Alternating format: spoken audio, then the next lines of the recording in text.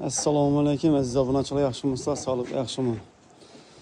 Bize işimiz davom etib turibdi. Ko'rib turganlaringizdek 30 kişilik kazanımızdan 2 kazan, o'rtada rабочий stoli, bir anda katta kazan,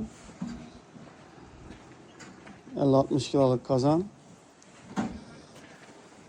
Xullas sumalak kazan deb aytdilar buni. Bir anda esa 15 kilolik bilan 10 kilolik.